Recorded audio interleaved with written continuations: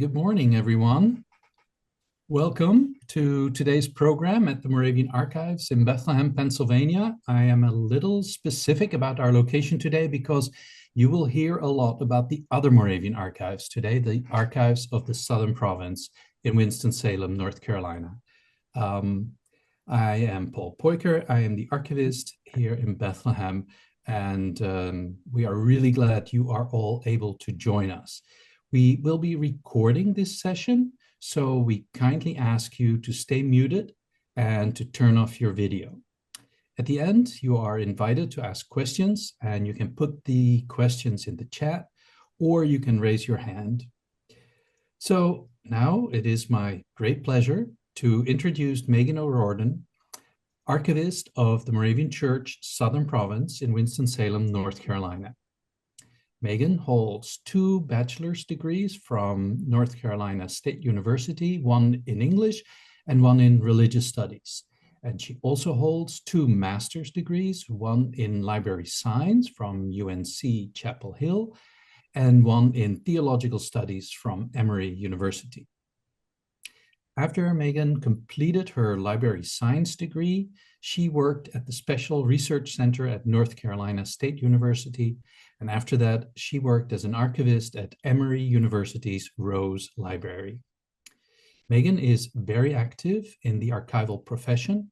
She has published many articles on archival practice.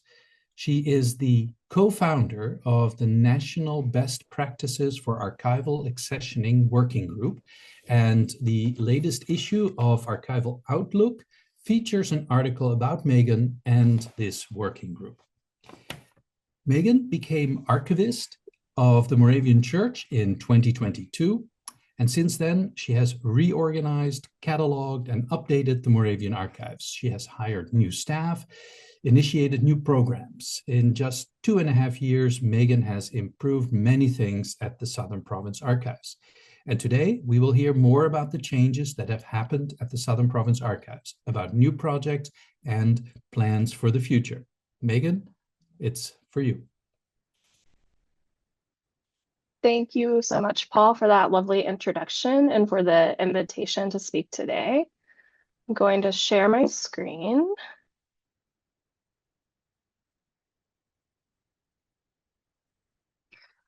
As was shared, I'm Meaghan O'Riordan. Thank you all for coming today.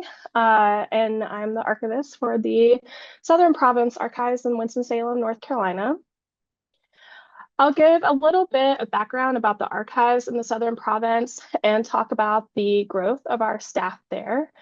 Then I'll get into a series of several projects we have been working on since 2022 when I started, such as a space reorganization, rehousing the collection, establishing online access to collection material, revamping the website, reopening for research, and increasing our outreach activity. So as many of you may know, the Moravians came to Winston-Salem in 1753. And the earliest mention of the Moravians keeping in archives in the Southern Province is by way of a 1763 inventory. So it only took them 10 years to recognize the need for a formal system to organize and maintain the documents that they were preserving long-term. From that point to the early 20th century, the town was responsible for maintaining the records. And then Adelaide L. Fries was the first and perhaps best well-known archivist in the province, starting in 1911 in the unpaid position. Fast forward, and I am the 11th archivist, starting in August of 2022. Between Adelaide and I, the work done by Southern Province archivists has been tremendous and required extensive effort to preserve our valuable collections. While today I'm talking about the work accomplished in the last almost 3 years, it cannot be overstated that my role and tenure has been short compared to the contributions made by previous staff, and I have merely built upon and enhanced the work done by my predecessors. So when I started, there was one provincial employee on staff, Cindy Lamb, who had been hired part-time during the pandemic to keep track of financial donations and pay utility bills. I realized early on that I would not be able to accomplish the goals I had for this position and that the Moravian Archives Commission wanted me to meet if I were to continue on my own. So I petitioned the Provincial Support Services Board to allow me to hire an assistant director for a term limited position of 2 years with the hope that I could find permanent funding for that role after those 2 years. We received several large donations from estates in 2023, which indeed has extended Sabrina Garrity's role with us. I also convinced Cindy to stay permanently as my archives operations coordinator.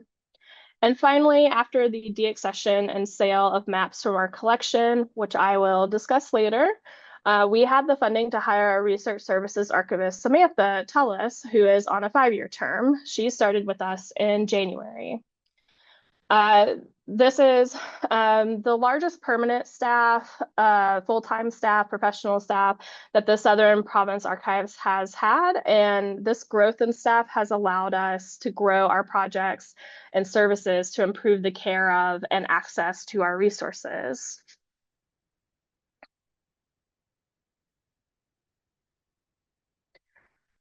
So the photo on the left is what the downstairs workroom looked like around the time that I started working at the archives.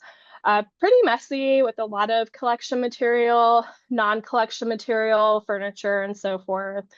We always had it in mind to get it reorganized and cleaned up, but what really prompted this was discovering a mold issue in the isolation room, which is that room in the back of the photo, sort of behind the column. I've got an arrow pointing to it. The isolation room was meant to be the place that new collection material would go to live prior to being accessioned and moved into the vault. This would allow for a preservation assessment to occur before the material joined the rest of the holdings. However, finding the mold problem meant that at the very least, all the material in the isolation room needed to be brought out and decontaminated. But furthermore, we needed to reconsider that space as a collection materials holding space. For most of this mold remediation project, I was actually absent dealing with a death in the family. So I have to really commend Sabrina for stepping up to do the bulk of the work and handling it so well. She moved all the collection material out and decontaminated it, as well as did some initial cleaning of the room and the fixtures. She also broke down several shelving units and rebuilt them in other spaces, such as in the vault. And later, we had a professional company come in to do another round of cleaning in the isolation room and the workroom. Once I returned to work, I helped with baseline description and organization to move the collection items to the vault. This project had revealed a 20 to 25 year backlog that we didn't really know existed. Even though the backlog hasn't been processed yet, we at least now know about it, and some initial preservation treatment has been done for those items while they wait for full processing. And we also bought these lockable cabinets that you can kind of see on the right picture, on the right side of that picture, for new accession storage. And then we turned the isolation room into a storage closet so that even if the moisture and mold problem persists, it won't affect collection material. And finally, we turned this room from a workroom into a digital archives lab with our Bookeye scanner, which is on the back table there in the back of the right-hand photo, and a room to photograph larger items such as maps and artwork. So once that room was no longer a processing space, we moved the processing space to the vault, which is also where we store archival supplies. We did some other things for space reorganization. We moved the backstock for the gift shop to the vault, which just means we took it from being all over the building to one isolated space, making it easier to fulfill orders. When Samantha started, she reorganized the tables in the reading room, which was on the previous slide. And there was some office shuffling as staff changed for both us and our co-tenants, the Moravian Music Foundation. And then finally, we make use of the first floor workroom. This is the lower level, the first floor workroom for workshops on bookbinding, photograph preservation, creative writing, and more. So that was our space project. So for a very long time, the only description available for the collections and our holdings were these typed inventories describing the contents of each box and organized by century. You can see an example on the left. They were printed and compiled in sets of binders that were dispersed throughout the building, and they were also available as Word documents on the networked drives. I have been working to take these inventories and transform them into container lists for the standard of description in archives, which is the finding aid. Finding aids provide contextual description for a collection of archival material and are searchable online from any computer so you can know what a particular archives has in their holdings. There are about 760 of these inventories, and I have transcribed 425 of them, so almost 60%. Once we finish rehousing a collection, which I'll discuss next, we create the finding aid. We currently have 41 published finding aids and project that we will eventually have nearly 350. These finding aids are keyword searchable, and you can request items from them, which will send an email to our research services archivist. As you can also see from these examples, this transformation of the inventories also includes some reparative description. This collection used to be named using a derogatory word and is now simply called the slavery collection. So along with improving the description of our collections, we are also improving their physical housing.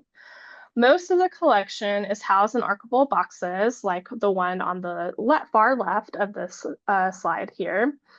And these boxes are sturdy and acid-free, which are acceptable for long-term preservation, but are not necessarily ideal for regular access. These are flat 11 by 17 boxes that require folders to be laid on their sides, which you can see in the middle photo.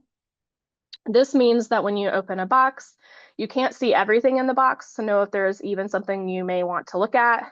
You also have to move and touch folders that don't interest you in order to get to the one you need. This is additional wear and tear on the documents. The current standard of care is to use an upright flip-top box like the ones to the right on the slide. These boxes allow for you to see the contents of the box and only select the folder you need to see from it. This allows for easier use and long-term preservation of the materials, even with regular access. Finding aid creation is happening simultaneously with rehousing. Also with rehousing, we are co-locating collection material together in the stacks. Previously, the way that collections were organized in the vault was by centuries. So pre-20th century records were on separate shelves from 20th and 21st century records.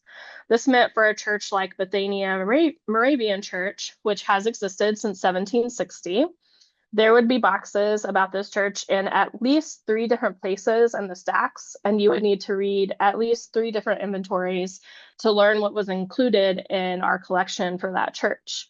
Now there is a single finding aid for Bethania Moravian Church that lists all of the records we have for them. And when we are finished rehousing, all of the boxes for that church will be sitting next to each other in the vault. Related to improved access, we are also moving our digital resources to an online platform that can be accessed from any browser. Previously, there were computers available in the reading room connected to a guest drive that has several digital and digitized files, as can be seen on the left here.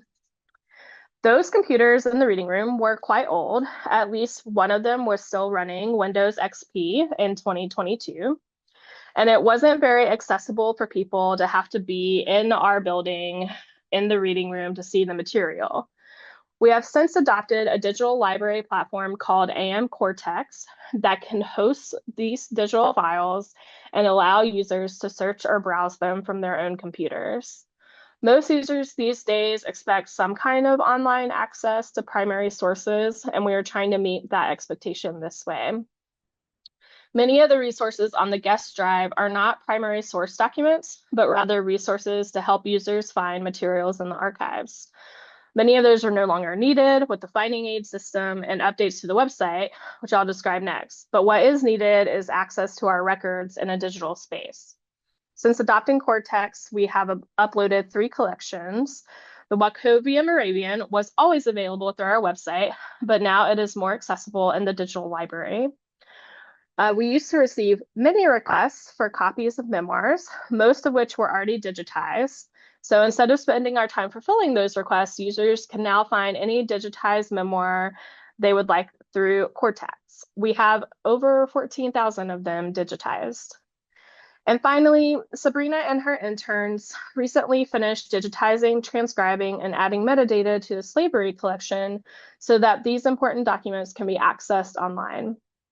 Next, we are working on digitizing our church registers and our map collection to get those resources available to users. All of this can be accessed from your computer at home. No need to be at the Archie K. Davis Center. But if you are at the Davis Center and you do not have a laptop with you or want to access something that is on the guest drive but hasn't been added to the digital library or the website yet, we do have a laptop available in the reading room for researchers to use and access these resources. In addition to online access to primary source documents, we wanted to improve access to information about the Moravian Archives through our website. On the left is a screenshot of the site as it was right before I was hired. You can see that the design is a bit outdated and the content quite static, perhaps not clearly navigable. As an interim step, I did some editing of the website on my own to change the layout and improve the menu navigation, but then we hired a web development company to do a complete overhaul of the site, which you can see in the screenshot on the right. It looks much more modern and the menus are more user-friendly to help people find what they need. Since I began nearly 3 years ago, I've worked on updating and improving the content on the website, and having this new look and feel will only encourage us to do more of that. For example, we now have a space on the website where we have made available the graveyard databases, previously only accessible via the networked guest drive in our building. People can now search for the burial plots of individuals across the different Moravian graveyards in the Southern Province, including Salem God's Acre. As an added bonus, this database is cross-referenced with the Memoirs Index. So if we have a digitized memoir for someone with a known grave location, you can see that information in one place. Eventually, we would like to further cross-reference this with the church registers so that you can find all 3 records in one database. None of this progress in online access to collection materials and related resources would be as meaningful if we had not also finally improved our internet access toward the end of 2024. When I arrived in 2022, the province hadn't transitioned to cloud computing yet, making it difficult to conduct business from anywhere other than my static desktop computer. In October of that year, we transitioned to a cloud system, which improved my ability to create access significantly. However, the internet in the building continued to be slow and intermittent. In particular, there was no Wi-Fi access in the vault, so that any work on collections had to happen offline or would require moving material out of the vault into another space in the building. This problem persisted for 2 years until I was finally able to resolve it at the end of last year.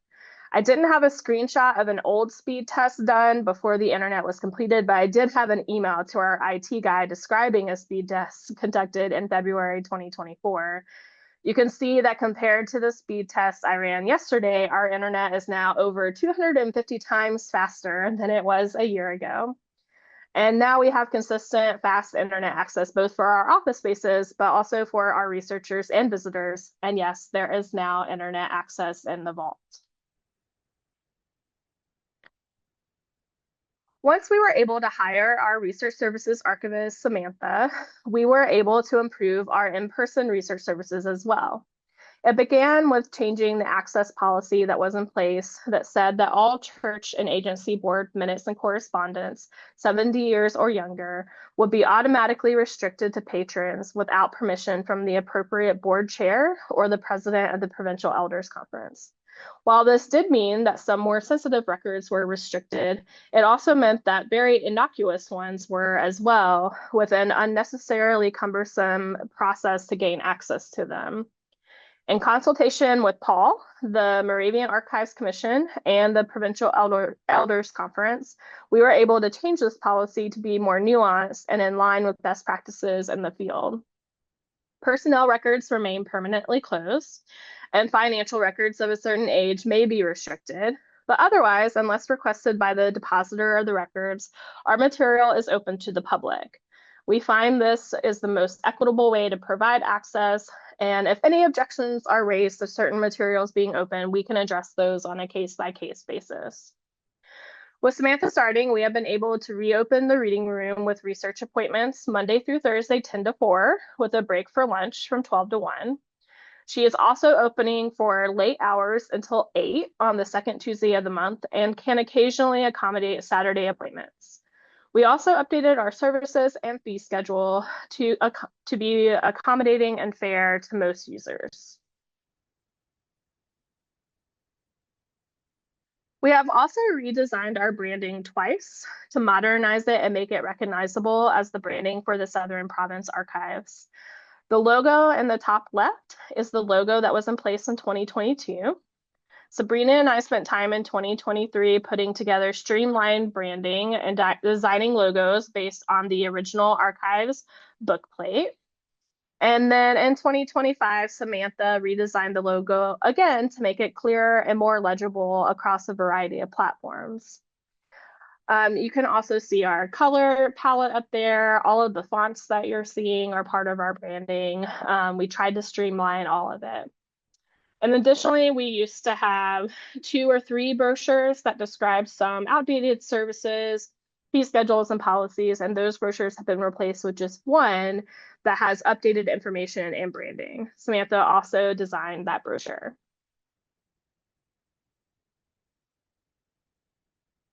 Sabrina's focus has been on our outreach endeavors. Our events program is in full effect and includes lectures, vault tours, workshops, and the annual Christmas Fest. Public engagement events happen monthly and are often themed. For example, we have a vault tour coming up in about a week that will focus on collection material relating to the medical profession.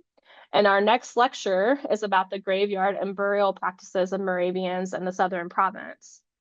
We offer a variety of workshops to teach the local community skills that relate to archives, including one on bookbinding and one on photograph preservation. And Christmas Fest is an event that we co-host with the Moravian Music Foundation that is part Christmas market and part musical celebration. It also includes food and drink, Santa Claus, and vault tours. These photos are from the Wachovia Historical Society lecture that Sabrina gave on Moravian mapmaking back in February of this year, which included a vault tour highlighting the works of Christian Gottlieb Reuter. To get the word out about these events and more, we do a series of mailings and posts on social media. We have a monthly e-newsletter and send out 2 print mailings, which are a trimester letter to our contacts database and the annotations newsletter to our friends group. So while we host our own events at the archives, Sabrina also works with several other local organizations to create or host events for them, to help them conduct research for their various projects, to better care for their collections, and to establish community engagement with the archives. Some of these institutions include Old Salem, the Wachovia Historical Society, the African American Archives of Winston-Salem, and local garden clubs.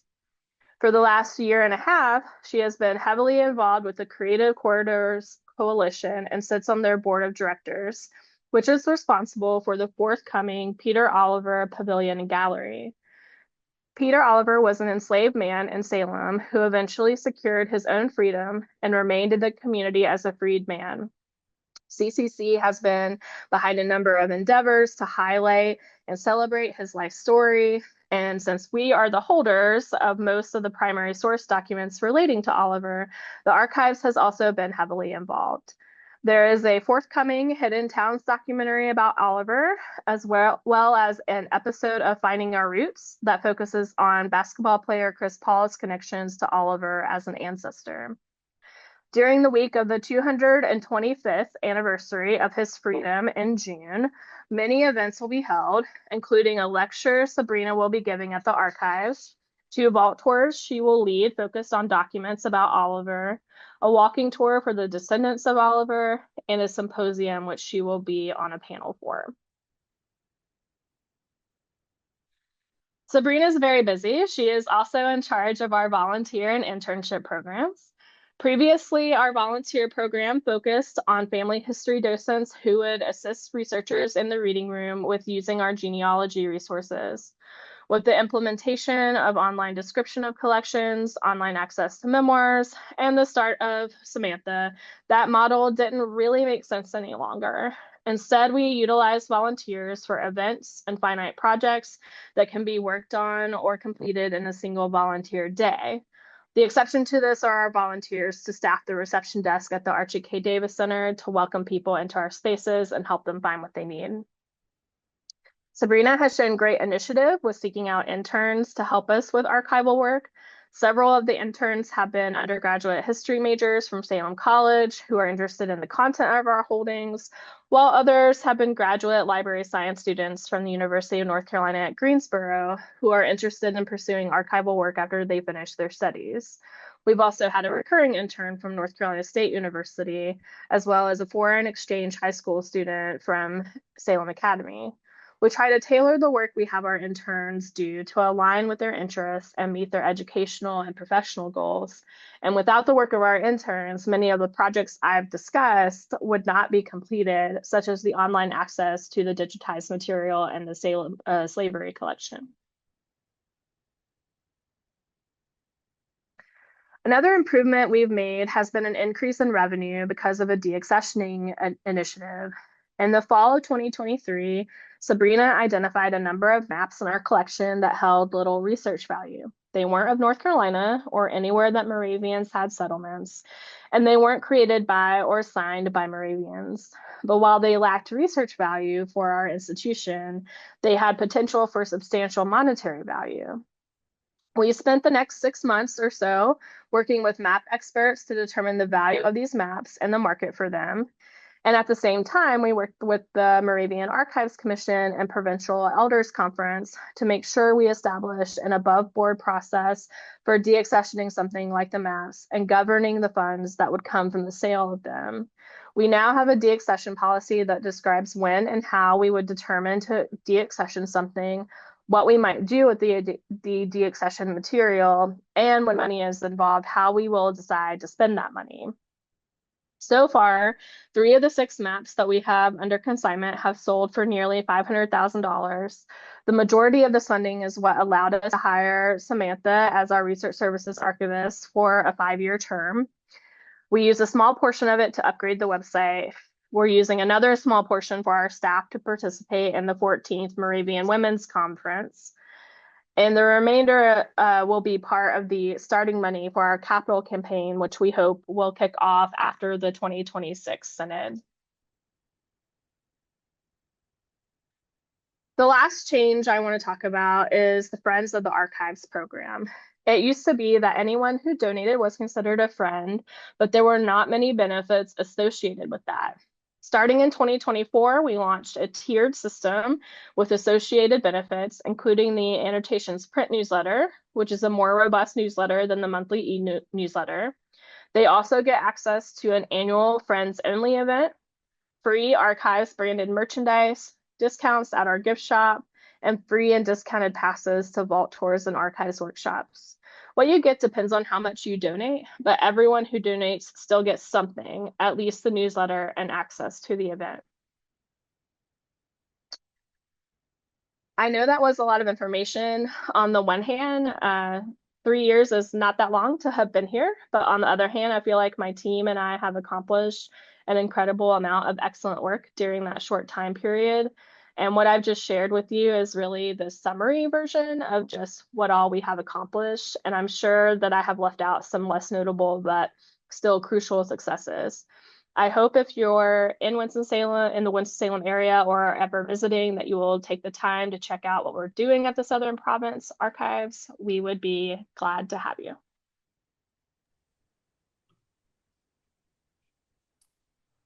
Thank you so much, Meaghan. This is so impressive. It's amazing what you and your coworkers have accomplished in such a short period of time. And when you were saying about that you found mold, that's like one of the greatest scares that any archivist or librarian can have. And I'm really impressed that all that has been solved, and even the space is usable again for your purposes. This is truly a comprehensive makeover. And thank you so much for informing us about that. And I'm sure that people have questions for you. Let me take a look in our chat. And if you have questions, you can put the question in the chat, or you can also raise your hand. There's a button to raise your hand. You can find that under React. I see a question here from Misty Nichols. She is asking if the spiral bound family books will be digitized. If you mean Adelaide's books, they have already been digitized. So it's just a matter of getting them online. If you mean the spiral bound books that are in the genealogy bookshelves in the research library, it would be lovely to have those all digitized one day. There's quite a lot of them, so that might take us a while to get through. Yeah. Someone is asking about the legal status of the Southern Province Archives. Judith Williams is asking if the Southern Province Archives is a 501c3 charitable organization. So one of the differences between Paul's organization and mine is that we are not a separate LLC. We are under the umbrella of the provincial office, and so we are under their 501c3. So the answer is yes, but we don't have our own designation. We're under their designation. Mm-hmm. Good. So any donations to you would still count as a charitable donation. Yes, absolutely. Yes, yes. I have a question for you, Meaghan. Do you have something that you would call your most surprising find that you made in these past years?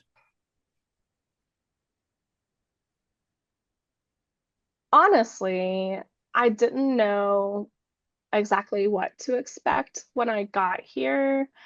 And the records that the Moravians kept, especially those from the founding of Wachovia and those early years, are just incredible and very meticulous. Just yesterday, I was working on rehousing the Salem Diary, and at a certain point, it goes from German to English, but it wasn't clear when that happened. So I was kind of checking each one to see if it had gotten to English yet. And some of that handwriting is perfect. It is so, it's like so beautiful. And we're talking about from the late 1700s, early 1800s. So to be able to be looking at that now, 200 years later, and it's still pristine and so legible is pretty amazing that that's the case. So you would never, I don't think anyone would guess just looking at the archives in the vault and just looking at the rows of boxes that something like that exists in there. Yeah, that's pretty impressive. The tours that you are offering, or the graveyard lecture, someone is asking about that. Will that be online, or is it live, or will it be recorded as well? It's in person, it is live, but it looks like Sabrina has said that this one will be recorded and posted online. We do have a YouTube channel that is linked to from our website. Yes.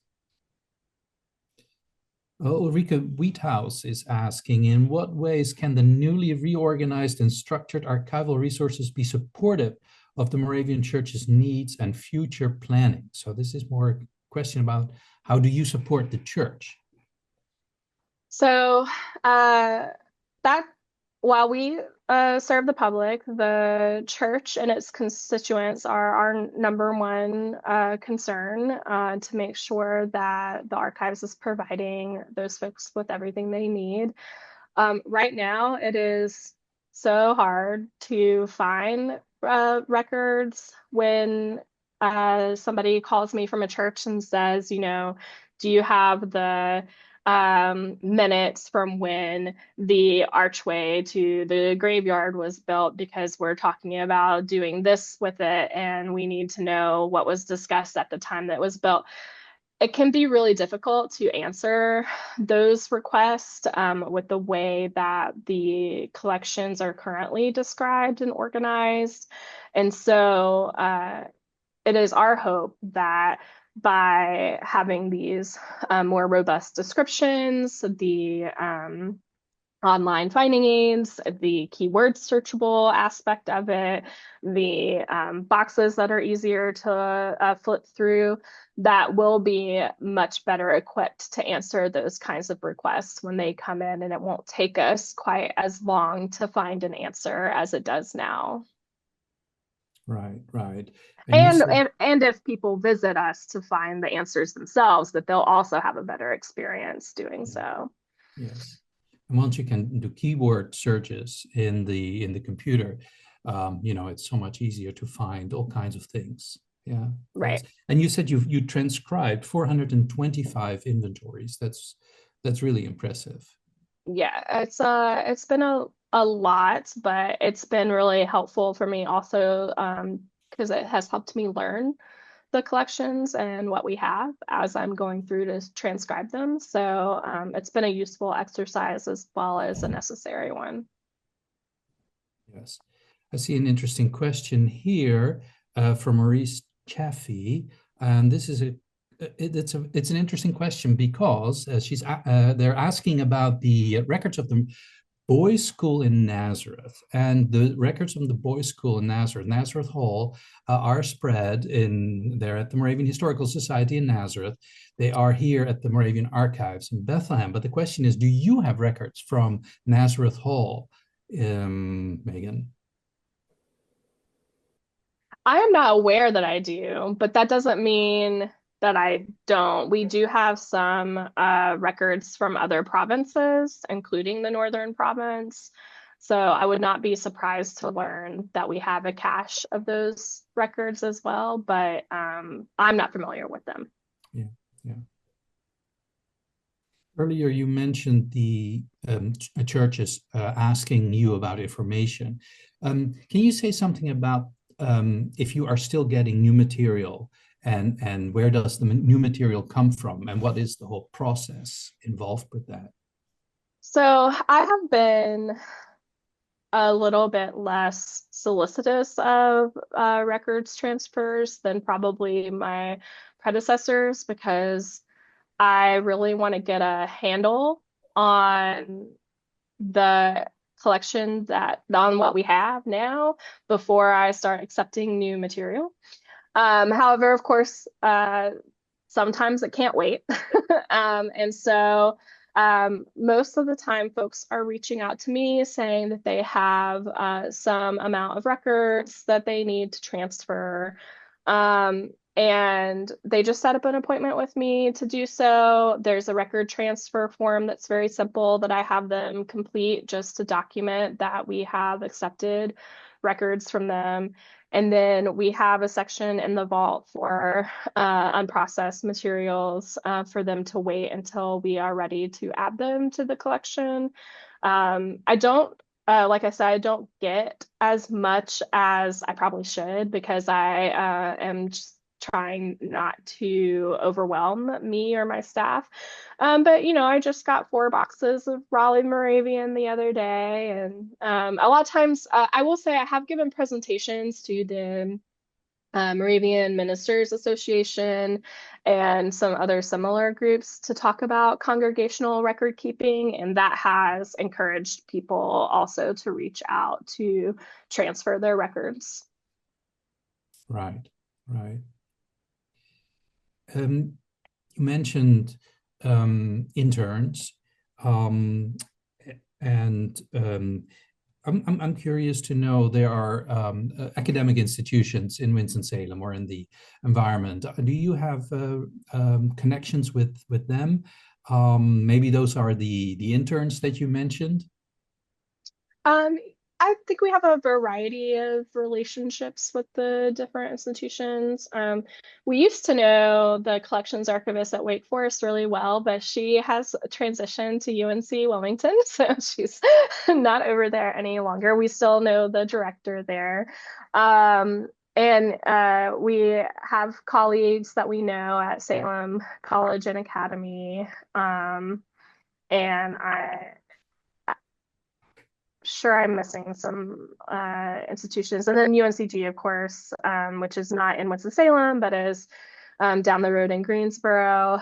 They have a library science program. So we are very connected with them. That program is also online. And so a lot of times these students live in Winston-Salem. They're just students of UNCG.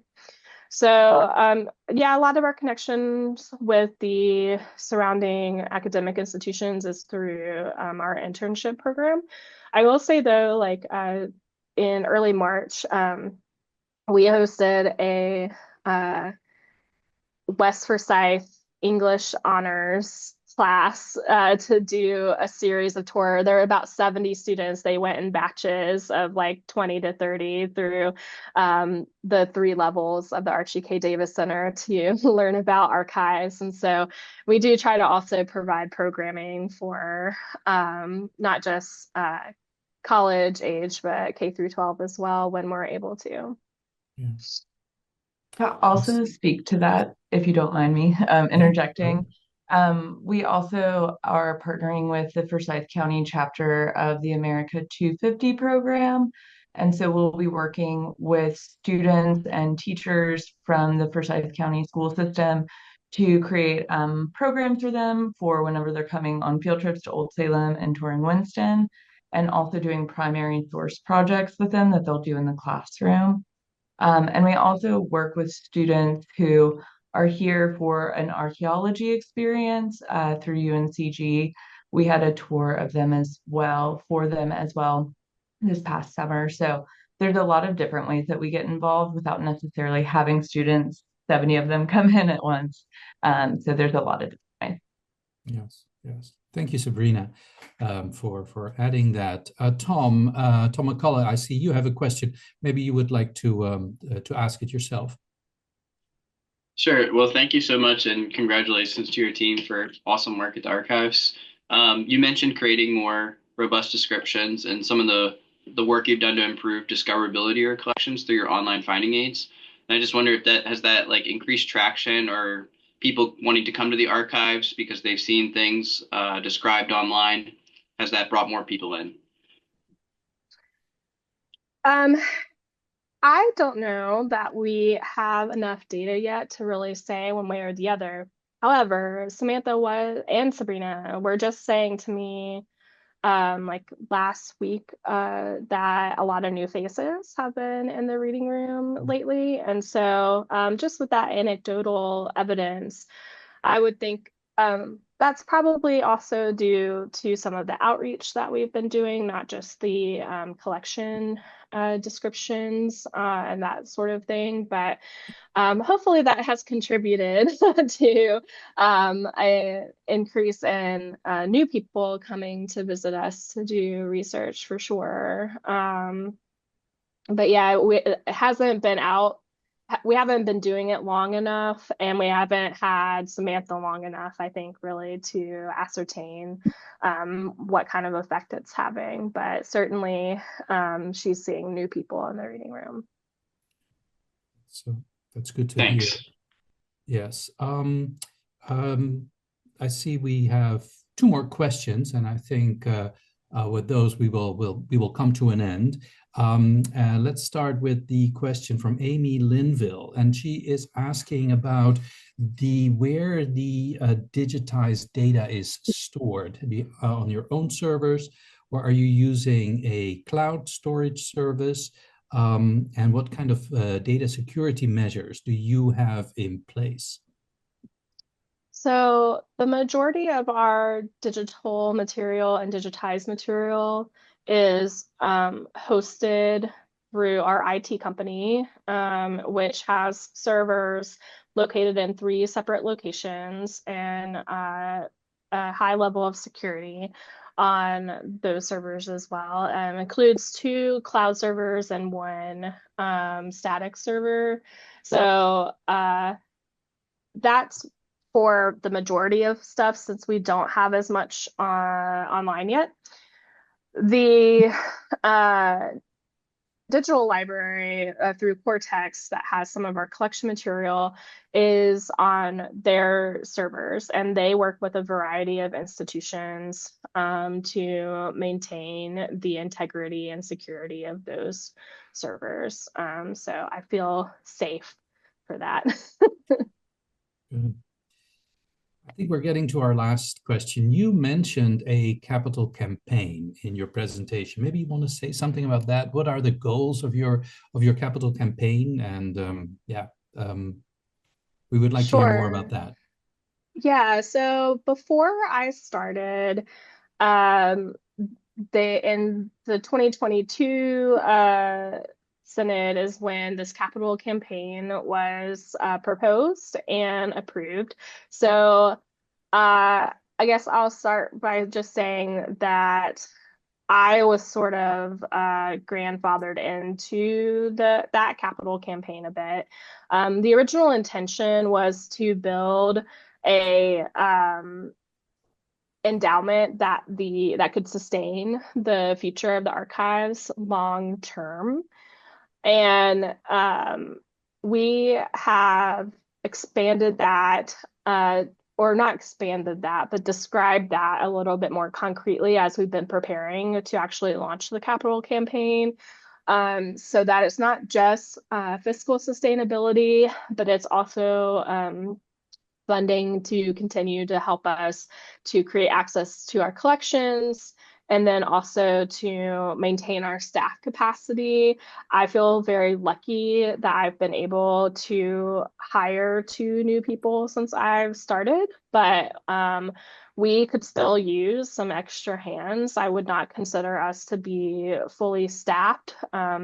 Typically at an archives, it is not the director doing the bulk of the collection work, for example.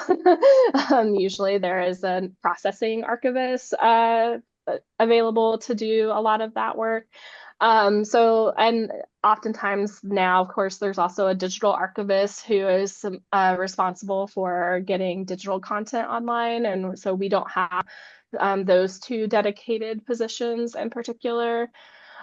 So we do still want the capital campaign ultimately to sustain us long term, and make us not draw as much principal on our invested funds. But we do also want to sort of add in the collections access and the staff capacity to that as well. Mm-hmm. Impressive. Thank you, Meaghan. Thank you, Sabrina, and thank you also, Samantha, for all your hard work and Cindy, all the 4 of you running this place. It's just wonderful, and we're looking forward to meeting Samantha this summer when she comes to take the German script course. Meaghan, thank you so much for your presentation this morning. And yes, this is all recorded, and give us a couple of days to edit the recording, and we will put it on our website with subtitles, and you will find a link in the events section of the Bethlehem Moravian Archives, but I'm sure you'll have a link to that from your website as well. And thank you, Tom, for assisting with this event. I see one more question, Hank Barnett. Yes, Paul, I speak, if I may, as Vice Chair of the Bethlehem World Heritage Council and Commission, and as Chairman of the Transnational Working Group on the World Heritage Nomination and Inscription.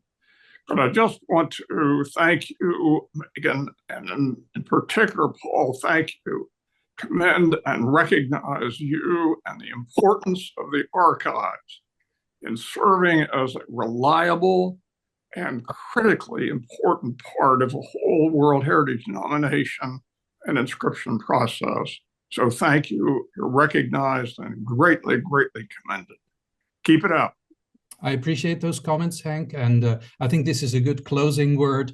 Thank you so much. Thank you, Meaghan. Thank you, everyone, for participating, and we'll see you next time. Thank you.